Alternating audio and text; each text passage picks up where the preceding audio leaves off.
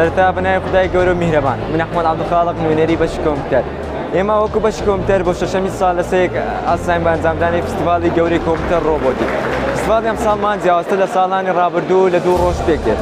ڕۆژی یەکەم کە دوێنێ ئەلحەمدولیا زۆر بەباشی بەڕێوەچوو لە سەنتەری ڕۆشنبیری ئەنجامماندا کە وەرکشۆپێک بوو لە چەندین سیمینار و پانێڵ پێک هات کە لەلایەن چەندین کەسانی بە ئەزموون و شارەزا لەبارە جیاجەکانی تەکنۆلۆژیای زانیاری ئەنجام درا.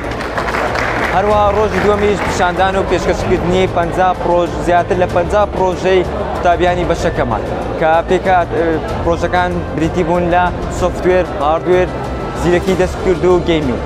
هەروەها ئەم ساڵ جیاوازتر ساڵانی ڕابردوو بەشێکمان لە فستیڤاڵەکەمان زیاد کردیا ئەویش پێشبڕکێیە. پێشبڕکەی تایپینگ سپید، کۆدینگ، هەروەها دیزاین.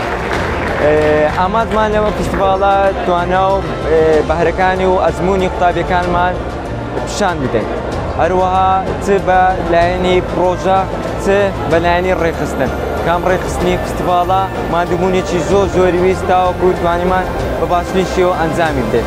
یەکەم جار زۆر سوپاس بۆ خودای گەورە، دواتر بۆ ڕاگری کۆلێژ و سەرۆکبەش و هەموو مامۆستا و قوتابیانەی کە بەشدار بوون لە فستیڤاڵەکەمان.